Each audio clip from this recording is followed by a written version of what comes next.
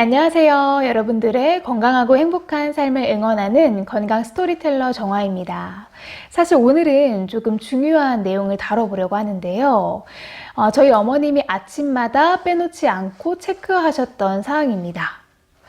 예전에 저희 어머님이 유튜브에서 다뤄주신 적이 있는데 거의 초창기 내용이다 보니까 못 보고 지나치시는 분들이 더 많으신 것 같아서요. 짧은 내용이지만 우리 환우님들께 조금이라도 도움이 되었으면 좋겠다라는 마음으로 준비를 해봤습니다. 그 방법은요, 바로 매일 자신의 소변을 아침에 이 pH로 측정을 해서 현재 내 몸 상태가 암세포들에게 취약한 상태인지, 아니면 그와는 반대로 이 암세포들이 쉽게 분열하면서 몸을 공격하지 못하도록 하는 이 좋은 면역력을 가지고 있는지 확인하는 방법입니다. 네, 결론부터 말씀을 드리자면 이 인터넷에서 pH 측정기를 구입을 하는 건데요. 이 아침 첫 소변을 담아서 pH를 측정하는 방법입니다. 그런데 바로 나오는 첫 소변이 아니라 첫 30ml 정도는 버리시고 이 중간료를 담아서 측정하는 것이 이 정확도에 더 도움이 된다는 점 알고 계시면 좋을 것 같고요. 아마 중국제 제품이 이 10,000원대나 20,000원 정도면 구매를 하실 수 있는 걸로 알고 있어요. 하지만 이 pH 측정기가 조금 예민한 기기이다 보니까 고장이 또 쉽게 나는 편입니다. 그래서 저희 어머님도 이 pH 측정기를 자주 바꿔서 사용을 하셨었는데요. 그래서 제가 추천드리는 방법은 너무 처음부터 값비싼 제품을 사용하시는 것보다는 조금 저렴한 제품을 쓰시다가 고장이 나면 그때그때 교체해서 새 걸로 사용하시는 게 좋을 것 같습니다. pH는 0부터 14까지의 숫자로 나타내는데 그 중간인 7을 중성, 7보다 크면 알칼리성, 작으면 산성이라고 분리가 됩니다. 우리의 몸에 가장 좋은 상태는 약 알칼리성인 7.35에서 7.45를 유지하고 계신다면 현재 내가 자신의 건강을 여러 방법으로 잘 유지하고 있다 생각을 해주시면 좋을 것 같고요.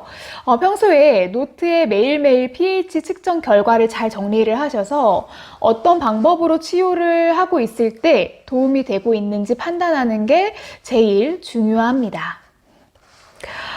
pH를 측정하는 것은 어렵지 않지만 자신이 스트레스를 받거나 운동으로 무리하거나 반대로 운동량이 부족하거나 혹은 고기 섭취량이 늘고 채식 섭취량이 줄었거나 하는 경우에도 아주 민감하게 반응을 하는데요.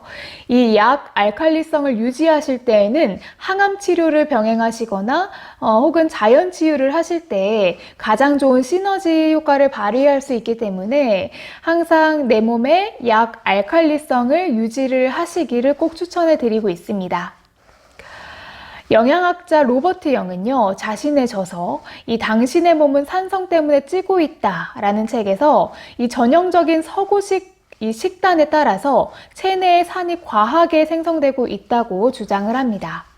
그는 산성화가 진행되면 조직과 장기 세포가 망가지고 이때 몸은 지방을 만들어내서 세포, 조직, 장기를 보호한다고 하는데요.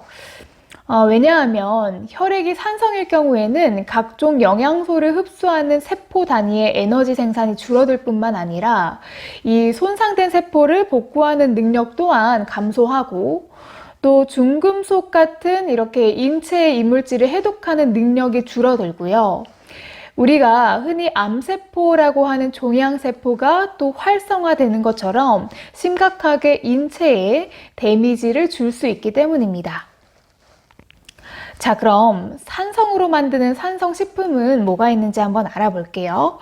산성식품은요, 대표적으로 돼지고기, 닭고기 등의 육류, 그리고 설탕, 유제품, 인공감미료, 청량음료, 알코올, 초콜릿, 홍차, MSG와 같이 흔히 평소에 건강에 관심이 많으셨던 분이시라면 대충 어떤 음식인지 잘 알게 되실 것 같아요. 그런데 반대로 이 알칼리성 식품을 한번 알아보니까 아보카도, 코코넛, 생선, 아마씨유, 채소, 특히 브로콜리, 시금치, 새싹, 또 토마토, 레몬, 자몽, 라임, 그리고 약간의 소금 등이 여기에 해당이 됩니다. 하지만 이 산성 체질이 좋지는 않지만 완전히 알칼리성 체질로 나오는 것도 결코 좋지 않습니다. 위에 말씀드렸다시피 건강한 사람의 일반적인 측정값인 7.35에서 7.45 정도의 이 약 알칼리성을 유지하실 수 있도록 평상시에 신경을 써주시는 게 가장 좋습니다.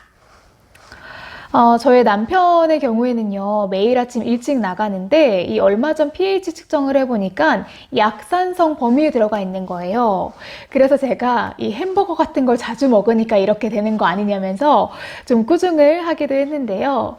지금은 아침에 녹즙도 먹고 전반적인 식습관도 바꾸려고 많이 노력을 하고 있는 편입니다.